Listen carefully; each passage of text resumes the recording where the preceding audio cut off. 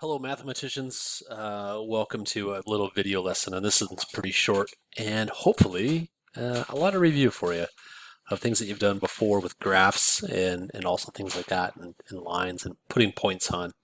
So we're going to get started here. I think tomorrow, because I'm doing it about the night before, is actually November 1st, November 2nd. Happy November 2nd. I know a bunch of you are away at Take Your Kid to Work Day. Hope you're having a good day, or had a good day, or are about to have a good day, depending on when you see this. So if we think about some of this stuff and our learning goals, we're going to be able to plot points on a Cartesian plane. When we say Cartesian plane, this big thing here, we mean graph. We just mean a graph. So success criteria, that you're going to be able to plot points on a graph by the end of this little mini lesson. So way back when, this French mathematician, René Descartes, and if you know, some of you have done the math contests, there's a math contest named after Descartes. So if you get into that, you may go, oh yeah, I remember that from math class. Mr. B told us about that.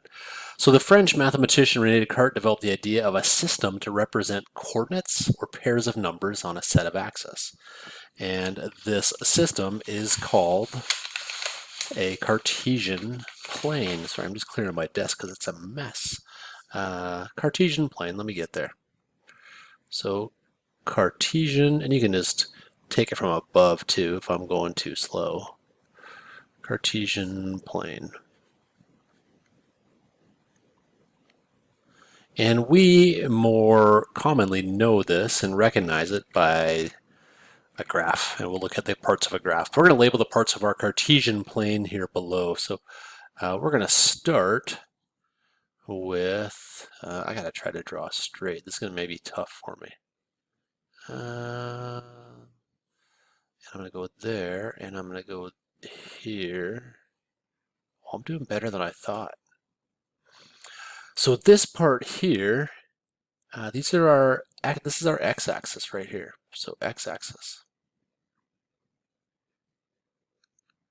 which means this part here is our y-axis. I'll do a little dash there. Okay, so we've got that one done. We've got that one done. We have our point of origin, and our point of origin is right here. I'm going to change color so we can start to recognize things better. I'll use an orange, even though these colors probably really clash. For the artists in the group, I apologize, but this is our origin point.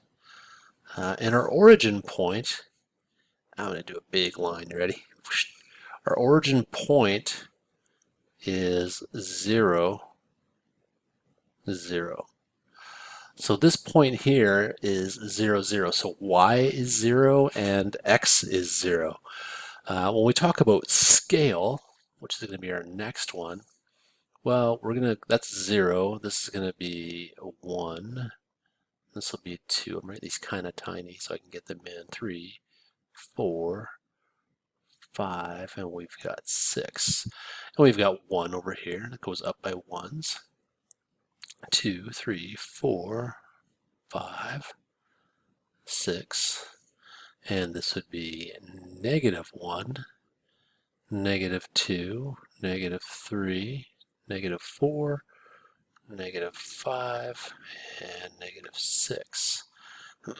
And if we go down the y-axis, it's -1, -2, -3, -4, so right, -5, -6, and you can see I didn't do mine in direct half, but it's fine because you can see the points and you can see that we have our scale. And if we have quadrant 1, well, let me change colors again so we can see quadrant 1. Let's go with this color. This is quadrant, oh, you can't see that color. This is quadrant 1. And in this quadrant, all points are positive, positive. Right? So any point in here has a positive x value and a positive y value. This is quadrant 2. And in this quadrant, every point has a negative x value, but a positive y value. looks like a face.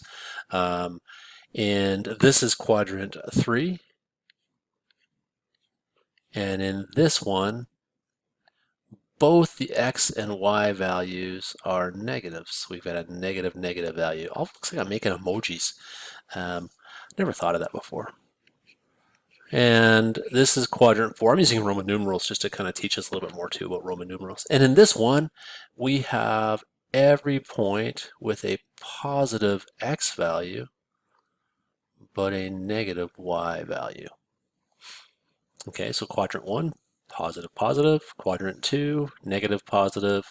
Quadrant 3, both are negative. Quadrant 4, positive x value and a negative y value. So when we write our points, it's always x first and then y. We'll get to that in a minute too, but it's always the x coordinate first and then the y coordinate. So we've got our coordinates: coordinate 1, coordinate 2, coordinate 3, and quadrant 4. So quadrant 1, 2, 3, 4.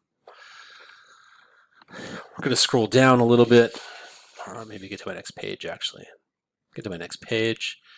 And for any point, such as 4, 2, so any point that we have on our grid, let me get a different color, we have our coordinates. The first number of the ordered pair is the x coordinate. So the x value, whoops, let me undo that, is the x value. In this case, it's 4. So we get that from here. Let me shift colors again. And the second one is the y value. And let me point up to that one. There we go. And our x values, they go left and right. And our y values go up and down. Up and down. Okay, so our x coordinates go this way, and our y coordinates go this way. So they go up and down, making really bad arrows, but you get it. So those are our x and y coordinates. Now we can put any of these points onto a grid or onto our Cartesian plane. And you'll notice here that we don't have anything on here yet. So let me erase these things. So we've got a nice clean graph to our grid to work with. Let me get my colors again. Let's go with this one. So we first of all want to draw and put on our axes. So if I go way down, trying to draw as straight as I can, did pretty good that time. Quit making fun of me. And we're going to go across again. Normally I'd use a ruler, but I don't have a ruler for my smartboard. I could use a straight line, I guess.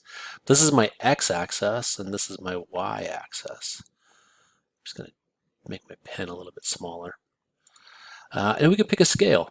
And when I pick a scale, I generally want to look at the numbers that I have here. Well, nothing's really big, so I think I can just keep with my 1s, 2s, 3s, 4, 5, 6, just like we did before. -1, -2, -3, -4, -5. I don't even have any 6s, that's as far as I'm going to go. We got -1 here, -2, -3, -4, -5.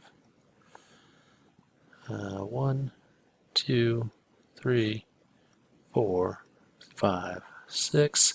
We know our point of origin is 0, 0. I wrote that really tiny for us.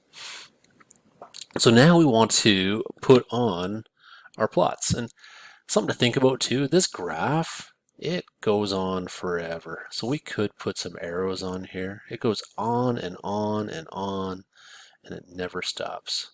But we've got these points here. We got point B. B is point -2 and 3. So remember, it's our x first and then our y value. So our x value is -2, and we go up to 3. Okay, we want to label this. Let's just label that as my B point. I'm just going to stop for a sec here. All right, I'm back. And let's do our C points. We have 2 and 3. So we go over 2 because it's our X value and up. And we get, if I can draw, we get C. And D, so 2, -3. So I'm going to go down this way to -3. And you'll notice I've got my 2 for my X and my -3. And we should label our points too, which is why I'm putting these letters on. I'm going to pause the video. I'm going to put the rest of the points on. Feel free to put the points on if you're kind of getting the hang of it, but let me catch up. And I'm just going to pause the video. Okay, I'm back. You'll notice I've put the rest of the points on. Let me change colors again. I changed the color for some of these because when they're on the origin or on my line, it was tough to see, so I changed the color a little bit. The one point I forgot to put on, I forgot to put on point A, which we said was 4, 2. So I'm going to go over to 4, up 2, and that is point A. So we put our points on. Doing awesome with that.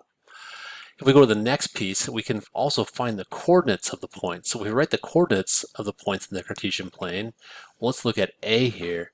And A, because we do the X first, is -2, and it goes up 4, right? So it's over 1, over 2, so it's -2, and then it's up 1, up 2, up 3, up 4.